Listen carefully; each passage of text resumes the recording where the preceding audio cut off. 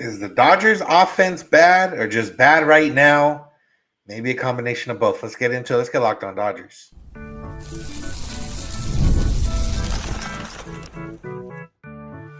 You are Locked On Dodgers, your daily Los Angeles Dodgers podcast. Part of the Locked On Podcast Network, your team every day.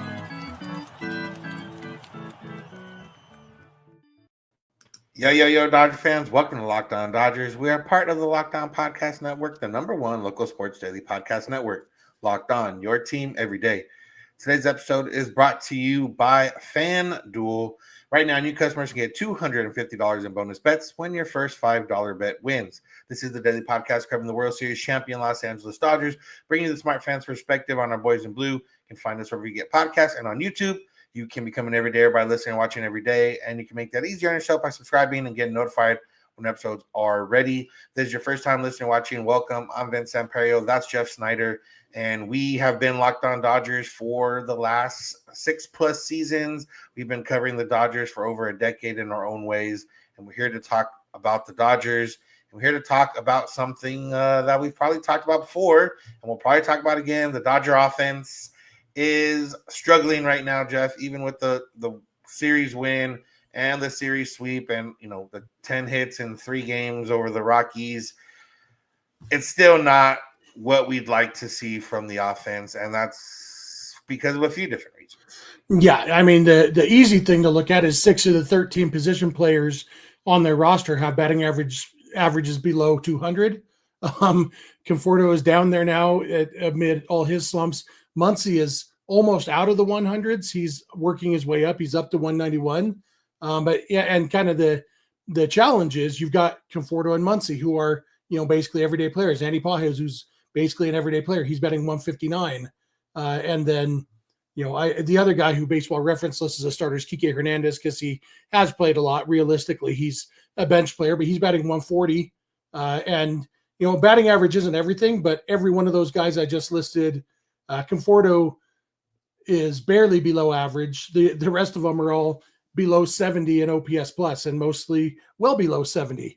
And so it's definitely a top heavy lineup right now. You got some guys who are carrying the load, and then you have a lot of guys who are really, really not doing it yet this year.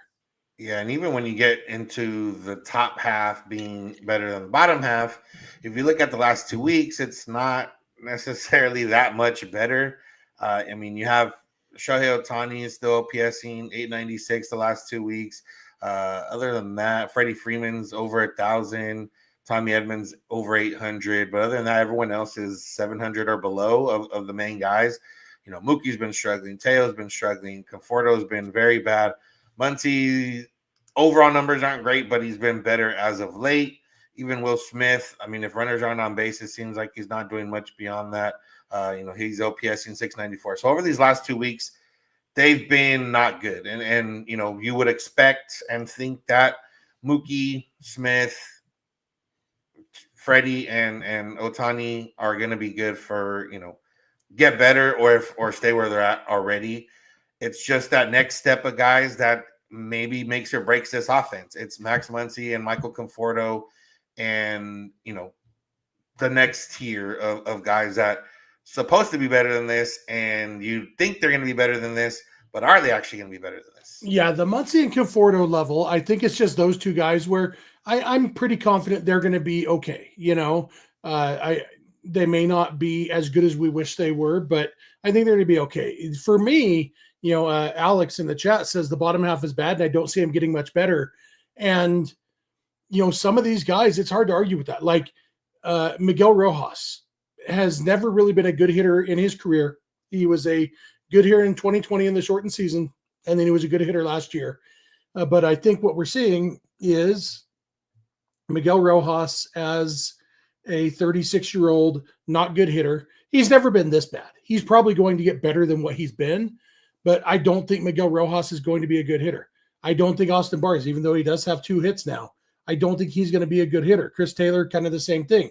And so basically, you've got your bench of 4 guys, and Kike Hernandez is really the only one that you could, with a straight face, make a case that he might be a good hitter at some point this year. Everybody else, you're hoping for, well, maybe he'll run into one once in a while, and hopefully we won't have to use him very often. And I feel like with the way the Dodgers injury situation has been, and that's part of it. Freddie has missed a lot of games. Mookie's missed games. Shohei missed games with the paternity list. Like, you've got these guys who can't hit have had to play too much. Yeah. And, we always talk about excuses and reasonings and things like that.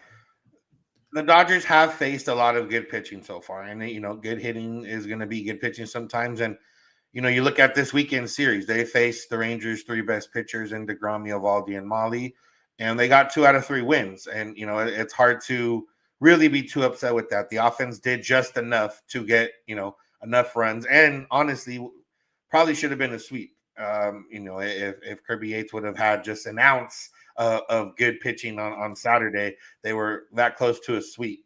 You look at, moving forward, they got Imanaga and Boyd, who are 2 good pitchers 2 good lefties for the Cubs.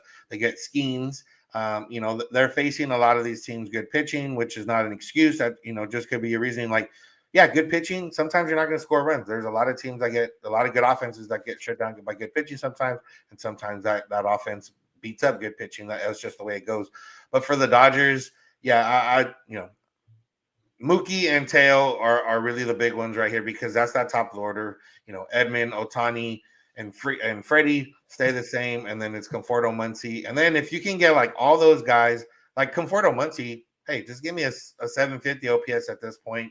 And you're good with the rest of the guys doing what they should be doing, and then you can kind of hide that bottom of the order. And the only thing too with this offense is, I don't know what's exactly down there on the farm, because it's a lot of unproven talent. Yeah, it's unproven, but also it's getting more and more proven. Haesung Kim is hitting well in AAA, even showing some power. I think the reason they sent him down was to get him accustomed to hitting in the U.S., the faster velocity, all that stuff. Seems like he's getting there. I don't think he's very far away from being ready to do it in the big leagues. And he's at a point in his career where I think he would be okay with it wouldn't hinder his development to have a part-time role, because he does, have a lot of speed. He can be a pinch runner and a late inning defensive replacement in games that he doesn't start. That's part of the issue is a lot of these young guys like Alex Freeland is tearing the cover off the ball in AAA, but you don't want to have him replace Chris Taylor and be the guy who gets, 3 at-bats a week. And so they need to have at-bats for him in the big leagues. And I do think if these bench players continue to not produce the way they have not produced so far, yeah, they're going to figure out a way to get a guy like Alex Freeland up in the big leagues and find at-bats for him, whether that means, platooning somebody or giving guys more days off, because Freeland can play second, short, and third. He's played all of those in the minors. Kim can play second and center field.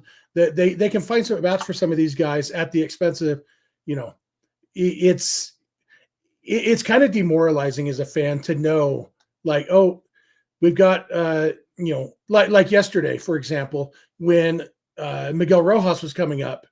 And it's like, well, Will Smith is the only good hitter they have on the bench, and they're going to use him to hit for Barnes. So Rojas is going to hit, I guess, and it's just, it would be nice to have multiple decent hitters on the bench. Yeah. And there's a comment here saying put Mookie back at right and bring up Freeland. That doesn't fix anything if Freeland doesn't come up and hit. Doesn't fix anything if that means you're giving up on Conforto, and then Conforto becomes like a bench piece, which it would be fine. But that means you're expecting, there's a lot of different things right now. I think it's too early to be moving guys around that don't need to be moved. It's mostly somebody has to step up that can play second or center to help out. And then Conforto's got to step up. And, maybe Conforto on a 1 year, they get to July and he's not hitting, maybe they cut bait, maybe they go for somebody else, maybe they bench him, whatever it is. But I don't think it's happening now. Yeah. If they wanted to give Freeland a chance, it's as easy as put Edman in center, put Freeland at second base, and have Pajes and Conforto platooning in left, Yeah, I mean, that's the easiest way. Mookie's been playing shortstop. We haven't noticed him other than the one kind of weird mistake that he's made. He seemingly found the arm slot there at shortstop. A lot of his throws are hitting Freddie in the chest. That's something that we weren't used to last year, and something that he's fixed and worked on. And there's no reason to move him off right now. Yeah, he's playing a good shortstop. That's bottom line. So. Yeah. So there is another injury that is going to affect the Dodgers, but how much will it really affect the Dodgers? We'll get into that. Make sure to keep it locked on Dodgers. Today's episode is brought to you by FanDuel. The NBA playoffs are here. FanDuel is giving new customers an incredible way to get in on the action. Right now, when you join FanDuel and place your first $5 bet, you'll get $250 in bonus bets if your bet wins. And FanDuel makes it very easy to get into it. If your favorite team is not in the playoffs, that's fine. There's still ways to find action. If your favorite team is in the playoffs, and you are comfortable putting money on your favorite team, then you can do that too. There's player props. There's 3-point steals, assists. You can bet on who's going to be doing what. And after the game tips off, it's not over. You can still get into it with live prop bets and build that same game parlay for a chance to win big. So don't miss out. Head to FanDuel.com and claim your $250 in bonus bets today. I want to thank you for making Locked On Dodgers one of the listens of your day, whether it's first listen, last listen, whatever it is. We appreciate you. And remember, you can check out Locked On Sports or Locked On MLB Game Night on the Locked On MLB account. And you can go beyond the podcast on Locked On Dodgers Insider by going to joinsubtext.com/LockedOnDodgers.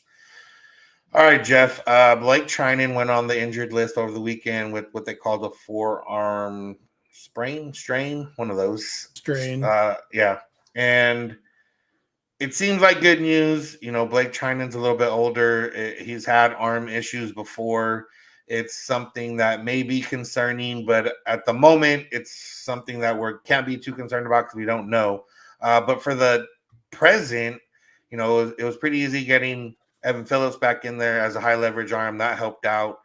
But now, with different things happening, different guys moving around, we're seeing, who's more high leverage, who's more or less high leverage. What does this mean for the Dodgers bullpen? Yeah, it's a tricky thing because they knew this was going to happen. They knew you're not going to have Blake Treinen healthy for a whole season. You're not going to have Kirby Yates healthy for a whole season. That's just the nature of being an old pitcher. And, we don't know how conservative they're being here with this injury. We talked the other day when we hadn't seen Treinen pitch for a few days. We didn't know why.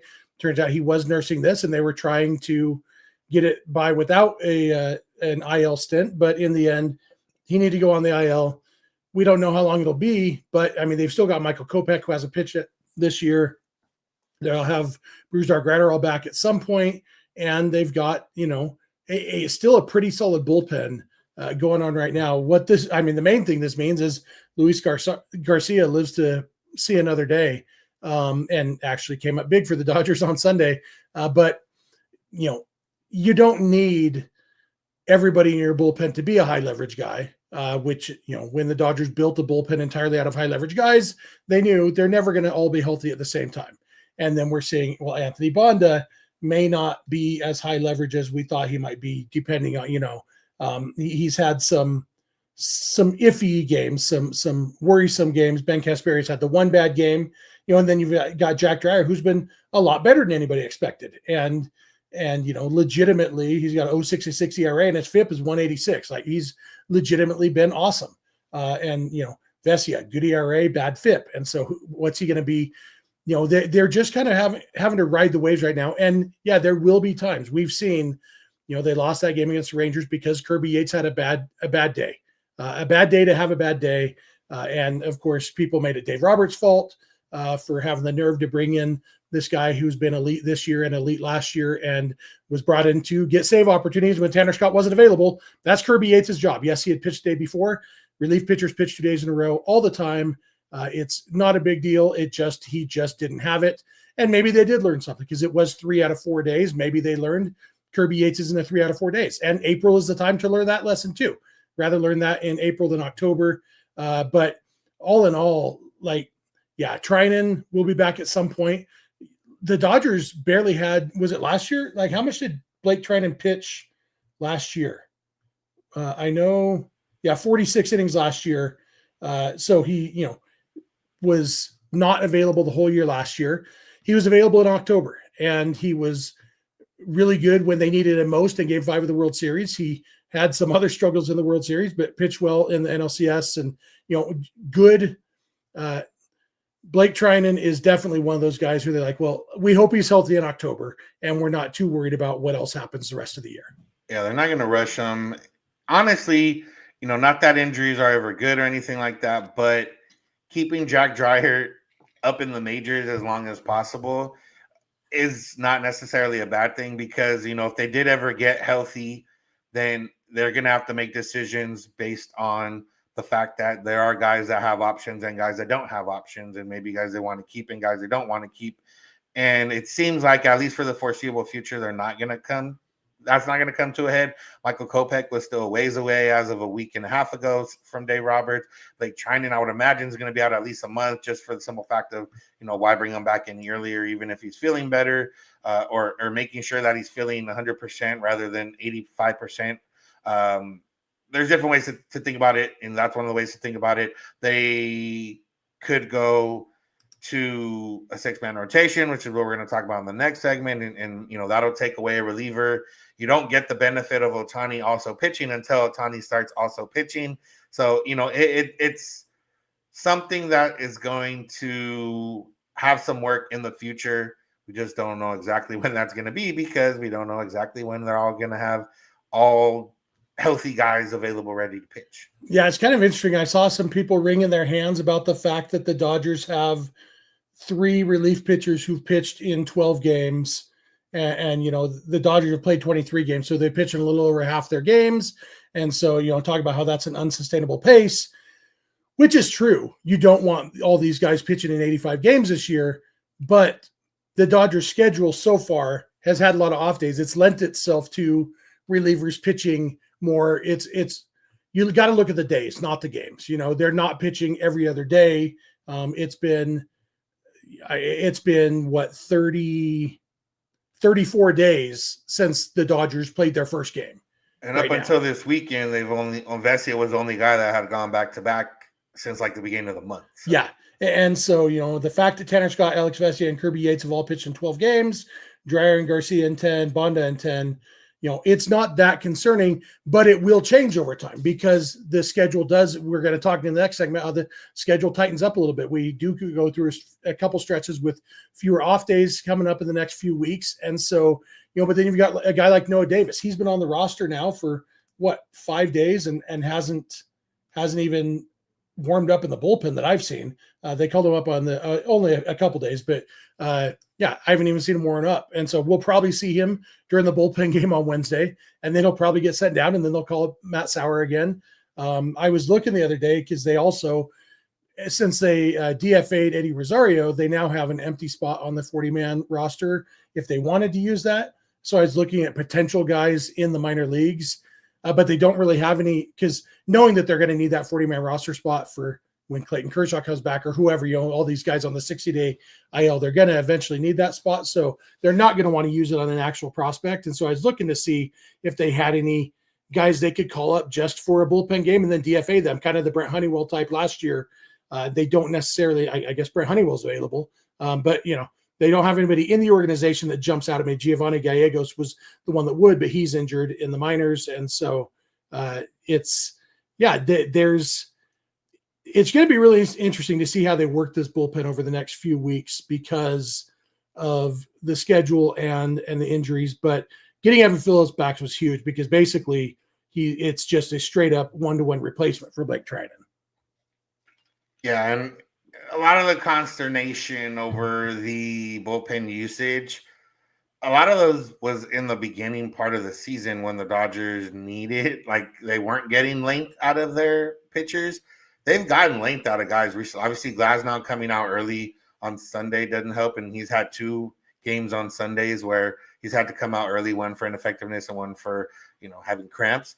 But, every Friday and Saturday, the last, 3 weeks now, they've gotten at least 4, 5, 6 innings out of Roki. They've gotten 6, 7, 7 out of Yoshi. Dustin May went 6 innings in his last start. Like, they're getting length out of their starters. A lot of that usage was early on in the season, and that's why I mentioned like the back-to-back being basically from April 6th until this past weekend.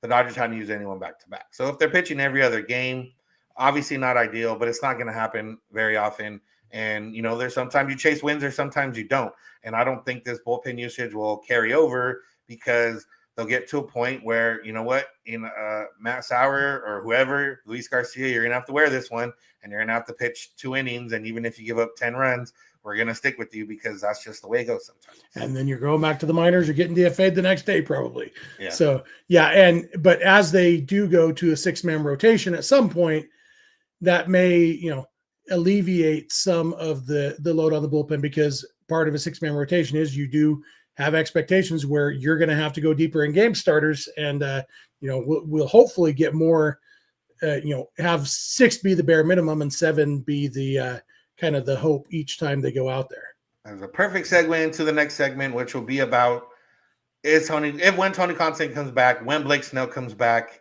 and nobody else is hurt. Will there be a 6-man rotation? Make sure to keep it locked on Dodgers.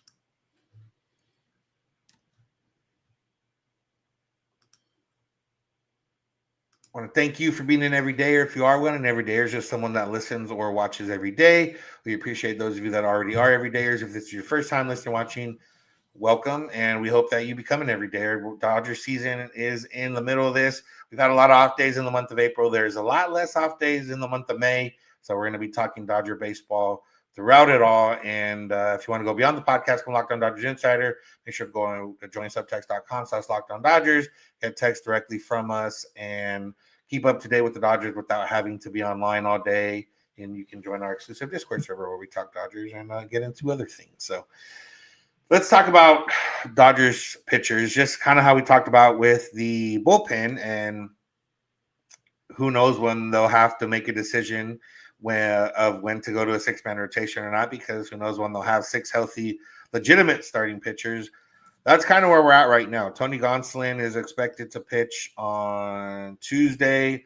He threw 66 pitches in his last rehab start. I would imagine he's going to get up into the 80s in this one. He's been very effective down there so far. You would think that this might be his last rehab start before joining the team, which is great because the Dodgers are currently have 4 starters in the majors, and we'll need that 5th starter.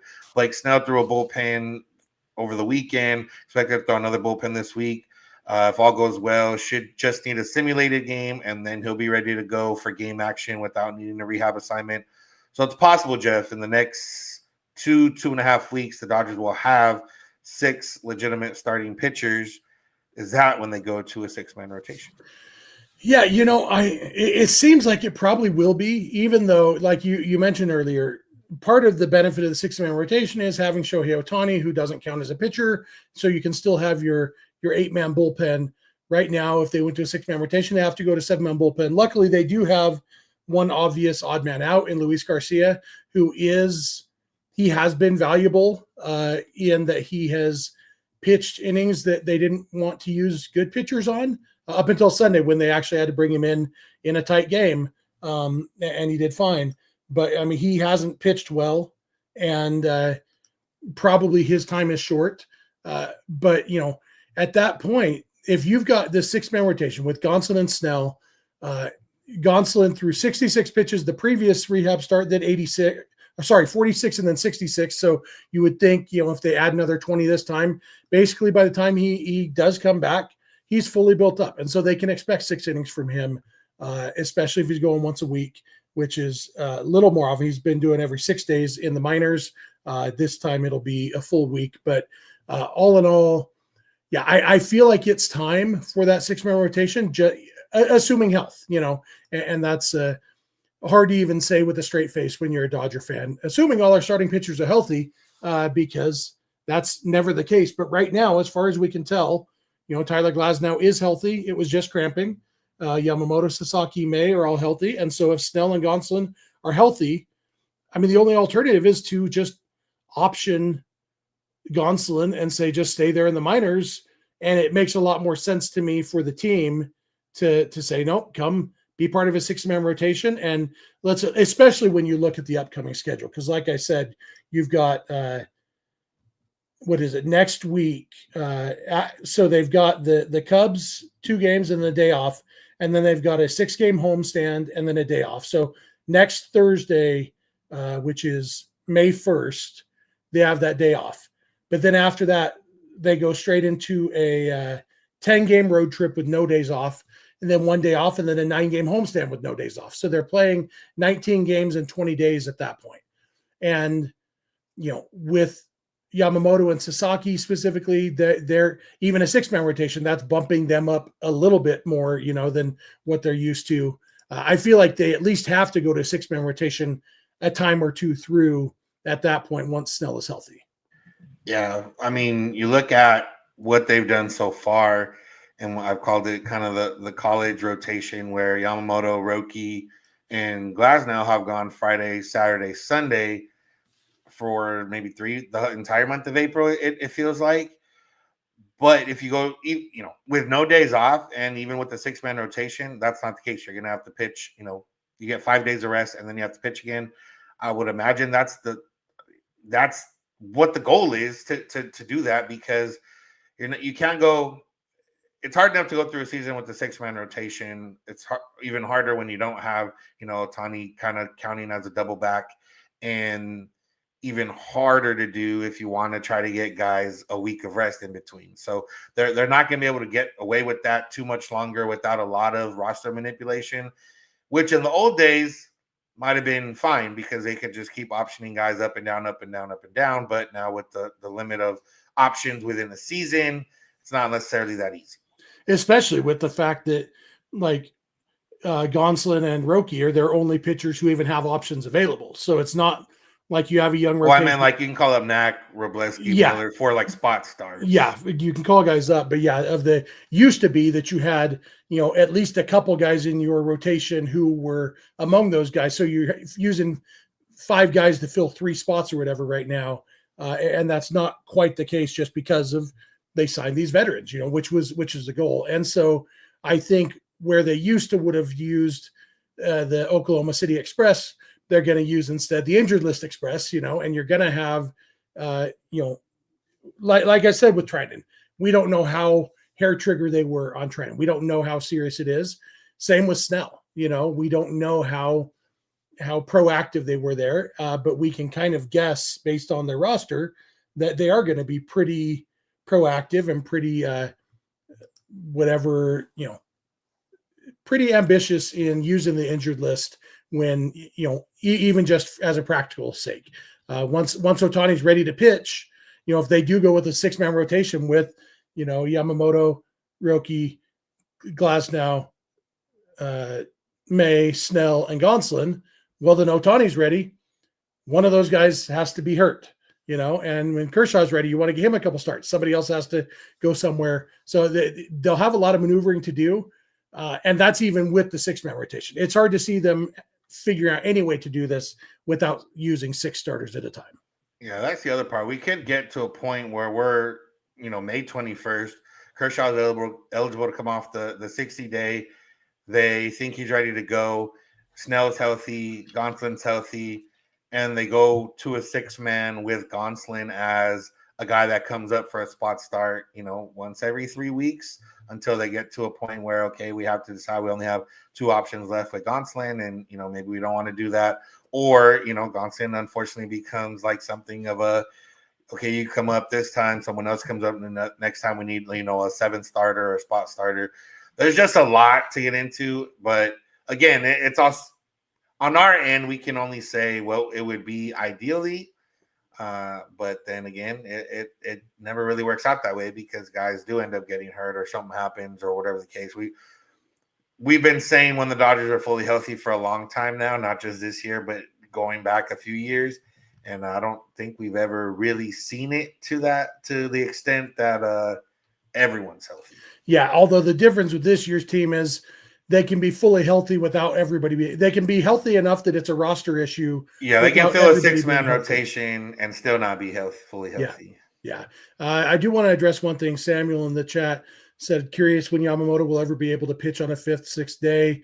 And I think this is a choice they're making. This, like, not like they're disregarding the regular season, but this is all planned out to keep Yamamoto ready to pitch in October. And so I do think as the season gets deeper, they will start getting him ready because, in the postseason, you're going to need to pitch more than once a week if you're the Dodgers ace, which Yoshinobu Yamamoto might be at that point. And so, but I think this is very much an April early season strategy of let's keep him rested so that we can build him up as time goes by so that he is ready to go in October. And obviously you can't just say, okay, we only pitched you once a week all season. Now it's the postseason and you got to go on a different schedule. They'll have to ramp that up at some point, but I don't think that point is anytime in the next few months where they have to start thinking about that.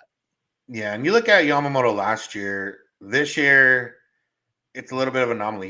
He's had 6 days rest, at least 6 days rest between every start. He only did that 3 times last year. 11 of his starts were on 5 days rest, which is every 6th day, which is what he would be doing in a 6-man rotation. So he's done it. They can get, if they got by the first month of the season, giving him 6 days of rest every time, that's great. I don't know how long that lasts, but like I said, I'm sure once they get into it, there's going to be a time where, hey, we have a 6-man rotation and we're still going to have a spot starter one of these days because we want to give somebody an extra day off. Yeah, and I'm happy to see in the chat, that old man yells at cloud meme. I'm glad that we have our very own version. Nando390 yells about Clayton Kershaw. Happy to see Nando here going, no matter what we're talking about, he's got opinions about Clayton Kershaw. So we won't see him for another month, but Clayton Kershaw will be pitching on Tuesday for the Tulsa Drillers. So we'll see. Not the Oklahoma City Comets, who are here in Salt Lake near me. So, which is okay because tomorrow's the day I wouldn't have been available to go up anyway. So I'll be missing Gonsolin, I guess, but at least I'm not missing my favorite player of all time and Nando's favorite player too. Yeah. All right, Jeff, you got anything else before we get out of here? I don't think so. Excited for to win a couple games in Chicago. It's kind of funny to think that if the Dodgers win these 2 games in Chicago, they will win the season series 5-2, and yet almost certainly be outscored by the Cubs in those 7 games because of that one game. Yeah, they're facing Imanaga and Matthew Boyd, but perfect time for the offense to get going. So we will talk about that game tomorrow's episode. That's going to do it for today's episode. Thank you all for listening. Thank you for making Locked On Dodgers your first listen of the day. Make sure to find us where we get podcasts and on YouTube. Make sure to go beyond the podcast, come Locked On Dodgers Insider by going to joinsubtext.com/Locked On Dodgers. Check out Locked On MLB Game Night for your second listen. Every game, every night, all season long. Get local analysis on a national scale. MLB Game Night can be found wherever you get podcasts and on YouTube on the Locked On MLB account. You can find us on social media, Twitter, Instagram, and TikTok at Locked On Dodgers. Make sure to subscribe on YouTube. We got the shorts that come out on YouTube now that go along with our live shows and regular shows. So make sure to check all that out. Jeff's on Twitter at SnyDog. I'm at Vincent91. You can DM us any questions or comments. You can also send those via email, lockedondodgers@gmail.com, or via voicemail text at 323-863-5625. We're here every weekday morning, and we hope you'll be here with us when you get in your car or if you're at home. Search My Device Play Podcast, Locked On Dodgers. And remember, you don't have to agree. You just have to listen. Have a good one. We'll talk to you tomorrow.